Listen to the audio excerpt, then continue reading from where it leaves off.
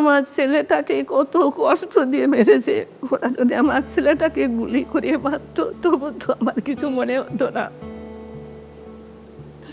যে গায়ে আমি কোনোদিন কাউকে হাত দিতে দিই নাই, জোর গায়ে দাগ হবে, সেই গাটাকে ও তো কত কত বিক্ষত করে নিয়ে গেছে।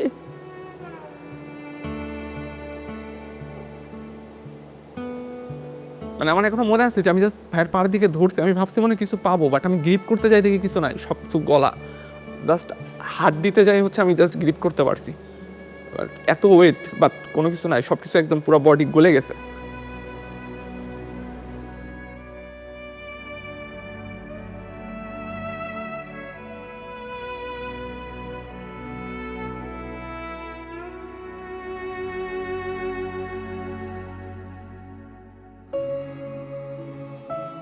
আমি দেশ নিয়েও ভাবতো, ও সবসময় দেশের কথা চিন্তা করতো।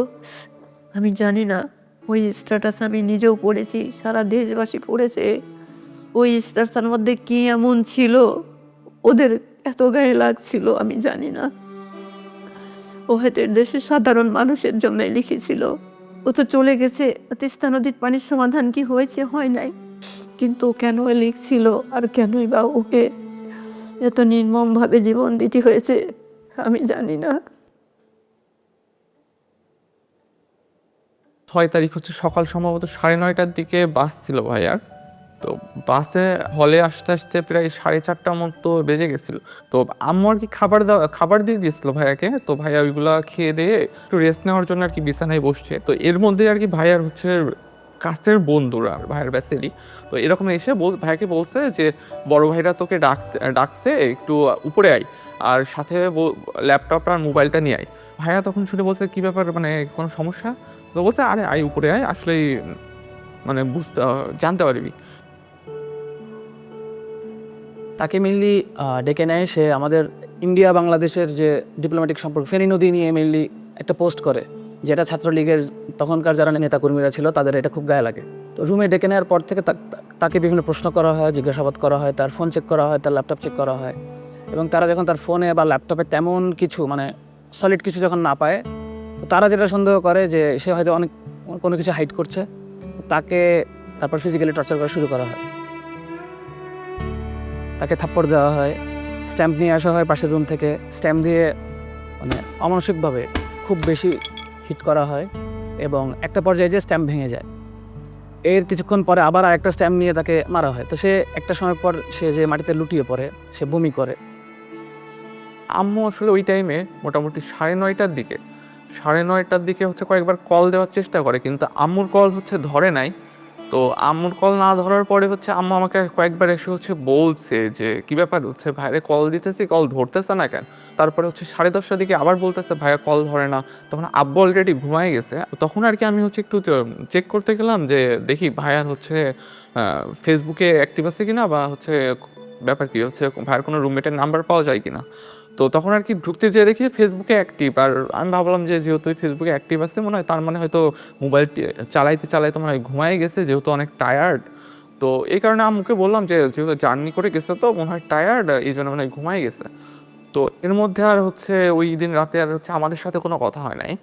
তাকে মোটামুটি মারতে মারতে তার তলপেটে হিট করা হয়।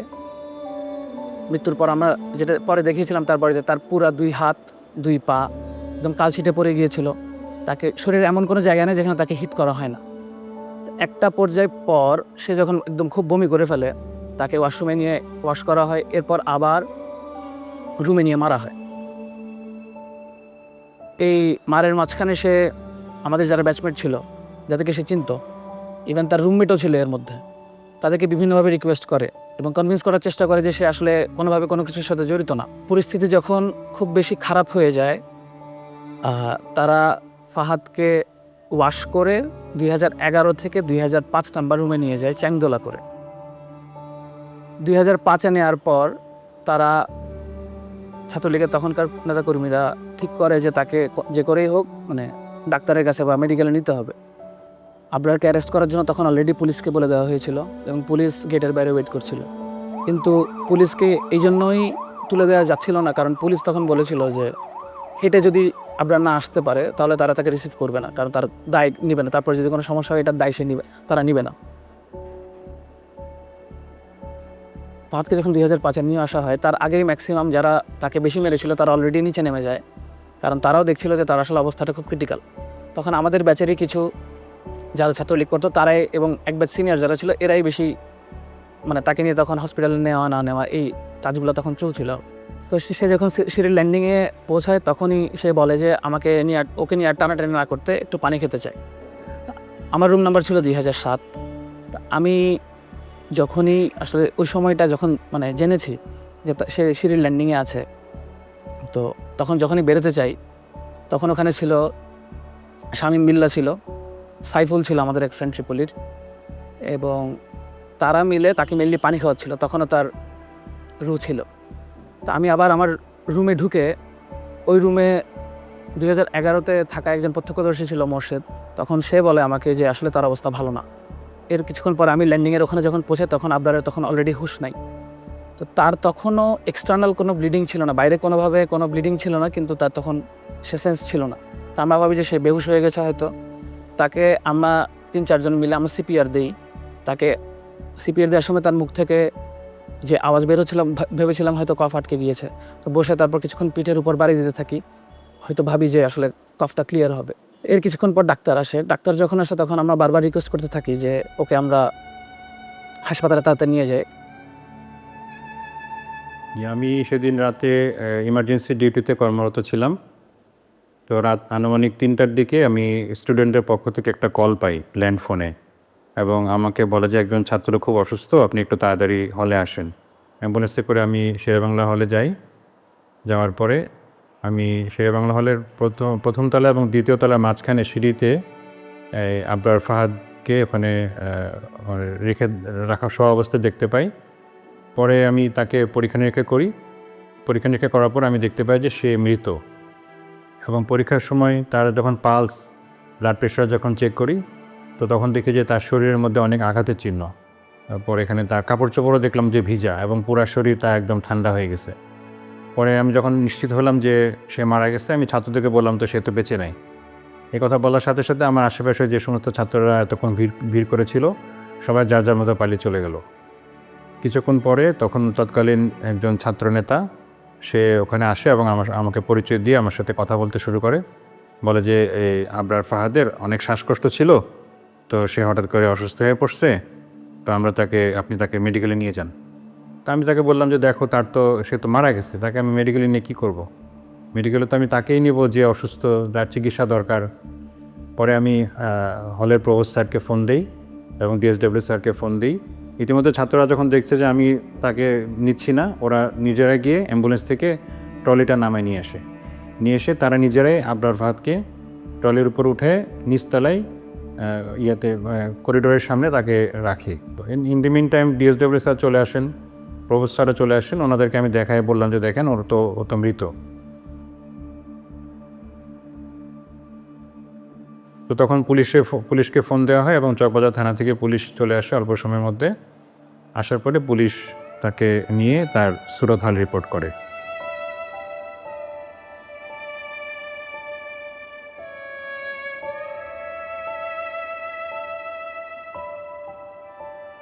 যেখানে একজন ডাক্তার এতটুকু মেরুদণ্ড দেখাইতে পারছে, সেখানে আমাদের ডিএসডব্লিউ স্যার তখন রুম থেকে বের হয়ে গেছেন স্টুডেন্টের কথা না শুনে, শুধুমাত্র ওই খুনিদের কথা শোনার জন্য। তখন যে আমাদের বইয়ের ছাত্রলীগের যে সেক্রেটারি, আমাদের শেরে বাংলা হলের যে ছাত্রলীগের সভাপতি রাসেল, 1 নম্বর আসামি আমাদের এই মামলা, সে ডিএসডব্লিউ স্যারের সাথে একদম নর্মালি ফ্র্যাঙ্কলি কথা বলছিল, এবং কেমনে ঘটনাটা কেমনে সলভ করা যায় বা কেমনে ইজি করা যায় এই ব্যাপার, তাদের কথাবার্তার মধ্যে কোনো ধরনের রিগ্রেট ছিল না, কোনো অনুশোচনা ছিল না, কোনো ভয় ছিল না। আমরা তখন আমাদের নিজেদের রুমে, এবং তখন পরিস্থিতিটা আসলে এমন যে আমরা জেনারেল স্টুডেন্টরা যে একটা প্রতিবাদ করব, এতটুকু মেন্টাল সিচুয়েশন, এতটুকু সাহস আমাদের কারোর মধ্যে ছিল না। পরবর্তীতে আমি নিজে অবাক হয়ে যাই যে আমি কীভাবে ওই সময় নিজেকে ধরে রাখছিলাম যে একটা ডেড বডির সামনে এবং এতগুলো ছাত্র সামনে আমি কথা বলতেছি। তারা হয়তো আমার গায়ে হাতও তুলতে পারতো, কিন্তু আমি কেমনে জানি ওই সময় নিজেকে নিজেই কেমনে জানি প্রিপেয়ার্ড হয়ে গেছিলাম। পরবর্তীতে যখন সময় যেতে থাকে আমার কেমন একটা মনের মধ্যে ভয় কাজ করতেছিল যে আমি কি করলাম, আসলে কি কাজটা ঠিক করলাম নাকি ভুল করলাম, হ্যাঁ, না কি করা উচিত ছিল। তারপর ভোরে যখন আমরা উঠি 4:30টার দিকে, ওঠার পরে এখন থেকে একটা কল আসলো, আমি নামাজে দাঁড়াইছি ওই সময় ফজরের সুন্নত করার জন্যে। আর ওই সময় একটা ফোন আসার পরে কি আবার জিজ্ঞাসা করে আবরার ফাহাদ কী হয়, কি কোথায় লেখাপড়া করে, বিভিন্ন প্রশ্ন করার পর কয় সে খুব অসুস্থ, মারাত্মক অসুস্থ, আপনার যদি কোনো আত্মীয় স্বজন ঢাকায় থাকে তারপর ঢাকাতে ওই ঢাকা মেডিকেলে সে আছে, মেডিকেলে পাঠিয়ে দেন। ফজরের আজানের সম্ভবত কিছুক্ষণ পরে আব্বু আমাকে ঘুম থেকে ডেকে বলতেছে যে এই হচ্ছে ভাইয়া নাকি খুব অসুস্থ, ঢাকা মেডিকেলে নিয়ে গেছে, বুয়েট থেকে কল দিছিল, তুই দেখ তো ভাইয়ার রুমমেটদের কারো নাম্বার হচ্ছে আছে কিনা, থাকলে দে একটু কথা বলি। তো আমার কাছে হচ্ছে ভাইয়ার রুমমেটদের কোনো নাম্বার ছিল না, বাট আমি হচ্ছে চিন্তা করলাম যে দেখি যে ফেসবুক থেকে হচ্ছে কোনো নাম্বার পাওয়া যায় কিনা প্রোফাইল থেকে। তো ফেসবুক প্রোফাইলে যাওয়ার সময়, ভাইয়ার রুমমেটের ফেসবুক প্রোফাইলে যাওয়ার সময় আমি দেখতে পাই যে যে হচ্ছে ফার্স্টে একটা পোস্ট যে হচ্ছে আমাদের 17 বছরের শিক্ষার্থী আবরার ফাদার নেই, আমরা তার লাশ উদ্ধার করছি সিঁড়ির নিচ থেকে, আমরা জানি না তার কিভাবে কি হয়েছে, আমরা এর বিচার চাই। আমার যেন ও এখন সবচেয়ে বড় কষ্ট হয়। ওকে যখন মেরেছে তখনও হয়তো মা বলে চিৎকার দিতে পারি নাই। আপনারে যখন হচ্ছে জানাজা পড়া হবে, আমরা সবাই আশা করতেছিলাম আচ্ছা ঠিক আছে, এতক্ষণ পর্যন্ত ভিসি স্যার আসেন নাই, সমস্যা নাই, এখন স্যার আসবেন অ্যাটলিস্ট। কিন্তু সবাই অবাক হয়ে গেছে, তখনও ভিসি স্যার আসেন নাই। ইভেন পরের দিন ছাত্ররা আন্দোলন করতেছে, ছাত্ররা আমি বুঝাইতে পারবো না যে সিচুয়েশনটা কেমন। ছেলেপেলেরা বিশ্বাস করতে পারতেছে না যে আমার একটা ফ্রেন্ডকে এখানে মেরে ফেলা হয়েছে, নেক্সট টার্গেটটা আমি হইতে পারতাম, আমাকে মেরে ফেলা হবে। ছাত্ররা আন্দোলন করতেছে, স্যারের অপেক্ষা করতেছে, স্যার পরের দিন আমাদের সাথে দেখা করেন নাই।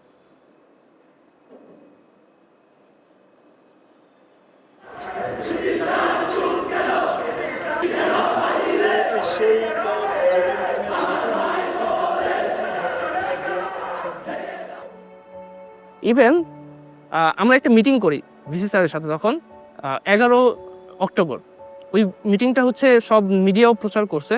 মিটিংয়ের সময় আমরা ভিসি স্যারকে জিজ্ঞেস করি যে স্যার আচ্ছা ঠিক আছে, আপনি মেনে নিচ্ছেন যে ছাত্র রাজনীতি আপনি নিষিদ্ধ করবেন, ঠিক আছে আমরা মেনে নিতেছি, কিন্তু এটা কি চিরস্থায়ী হবে? তখন ওনার উত্তর ছিল যে চিরস্থায়ী তো তুমিও না আমিও না। একটা ছেলে মারা গেছে, তখনও উনি এই কনফিডেন্সটা বা এইটুকু চেতনা তার মধ্যে জাগ্রত হয় না যে সে বলবে না আমি চেষ্টা করবো, আমি যতদিন আছি এই জায়গায় আমি কখনোই ছাত্র রাজনীতি ঢুকতে দেবো না।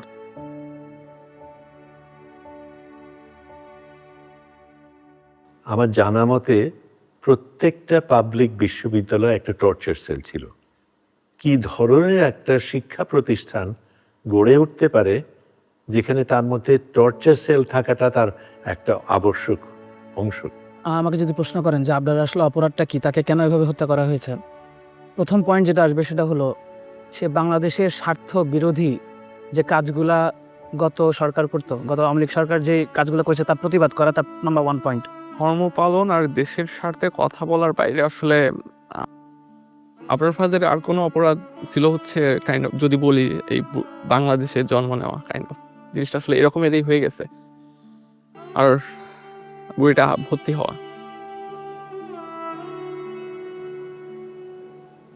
ছাত্রলীগের যেই যেই ক্যারেক্টারিস্টিক্স ছিল সেটা হলো তাদের মতের বিরুদ্ধে যাওয়া যাবে না, এবং কেউ যদি তাদের মতের বিরুদ্ধে যায় তাদেরকে বিভিন্ন রকম করে ট্যাগিং করা হতো, এবং তাদের সবচেয়ে প্রিয় ট্যাগিং ছিল শিবির ট্যাগিং। ছাত্রলীগ আসলে আবরারকে শিবির ট্যাগ দিয়ে তাকে হত্যা করার একটা এক্সকিউজ পায় এবং তাকে শেষ পর্যন্ত হত্যা করে। ভাইয়ার মাধ্যমেই জানতে পারবে যে আমাদের ইন্ডিয়ার যে বঞ্চনা, শোষণ বঞ্চনার কারণে আমাদের যে দেশের যে স্বাধীনতা বা সার্বভৌমত্ব কতটুকু ছিল এটা দেশের মানুষ জানতে পারছে। আর আশা করি যে ভবিষ্যতে দেশের মানুষ এই ব্যাপারটা নিয়ে সচেতন হবে। ভারতীয় আধিপত্যবাদের যেই রোলটা প্লে করতো আওয়ামী লীগ, এটা যারাই এক্সপোজ করতো বা যারা এটাই পাবলিকলি এক্সপ্রেস করতো, এটা আওয়ামী লীগের আসলে সহ্য হতো না। তো রুট লেভেলে ছাত্রলীগকে দিয়েই যারা এরকম প্রতিবাদ করতো তাদের শাস্তা করা হতো, এবং আমি মনে করি আবরারের যে হত্যাকাণ্ড এটা এরকমই একটা শাস্তা। আবরার ফাহাদ আর জুলাই দুইটা আসলে ওতপ্রোতভাবে জড়িত, কারণ আবরার ফাহাদে আমাদেরকে পথ দেখাইছে যে মানে আমাদের পথ দেখাইছে বলতে আমরা যারা সবসময় মনে করছি যে আমার কাছে তো পড়াশোনা করা, রাষ্ট্র কি করবে, পররাষ্ট্রনীতি কী হবে, ইন্ডিয়ার সাথে আমার কী সম্পর্ক হবে, এগুলো নিয়ে আমি মাথা ঘামে কী করবো, এগুলো তো রাজনৈতিক দলদের বিষয়। তো ওই জায়গা থেকে আবরার ফাহাদ আমাদের একটা বড় একটা অংশের জন্য সে পথ প্রদর্শক ছিল।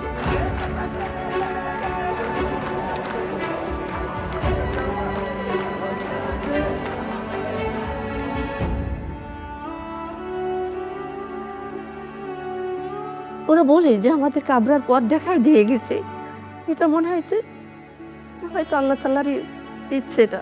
তো আমাদের এই ভারতীয় অধিপত্যবাদ এবং আওয়ামী ফ্যাসিজমের এগেনস্টে এবং এই ছাত্রলীগ যে একটা সন্ত্রাসী সংগঠন, সেই সন্ত্রাসের এগেনস্টে কথা বলার পর্যন্ত পৌঁছাতে অ্যাকচুয়ালি আবরার ফাহাদকে জীবন দিতে হয়েছে।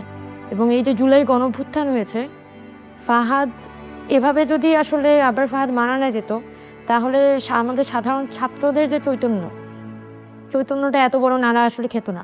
এবং এই জুলাই গণঅভ্যুত্থানে আবু সাইদ মারা যাওয়ার আগ পর্যন্ত আমাদের ইমাম কে ছিল?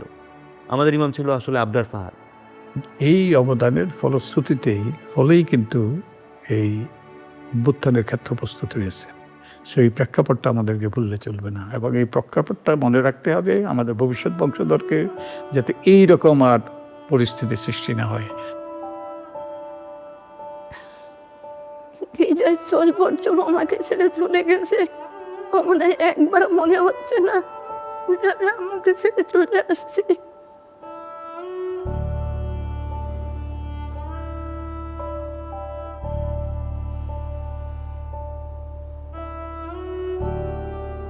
আবরার ফাহাদকে স্বাধীনতা পদক দেওয়া হয়েছে, এটা তো গুরুত্বপূর্ণ জিনিস। স্বাধীনতা পদক আমাদের সর্বোচ্চ পদক নাগরিকের জন্য। আমি তাকে মুক্তিযোদ্ধা বলবো, কারণ সে দেশের জন্য প্রতিবাদ করেছে, দেশের জন্য লড়াই করেছে। একটা মেধাবী ছেলে বেড়ে উঠছিল, তার কত স্বপ্ন ছিল, আমাদের কত স্বপ্ন ছিল, সেই সব হারিয়ে গেছে। সেটাকে তো একটা পুরস্কার দিয়ে সেটা করা যাবে না। তবে এটাকে যে স্বীকৃতি দেওয়া হয়েছে সেটা আমি সাধুবাদ জানাই। সবচাইতে ভালো স্বীকৃতি কিনা আমি জানি না। আমি মনে করি যদি সত্যিকার অর্থে আমরা দেশটাকে বদলাতে পারি, এমন একটা দেশ গড়তে পারি যেখানে আরেকবার আবরার ফাহাদের মতন আরেকজন জান দেবে না, সেটাই হবে তার জন্য সবচেয়ে বড় পুরস্কার।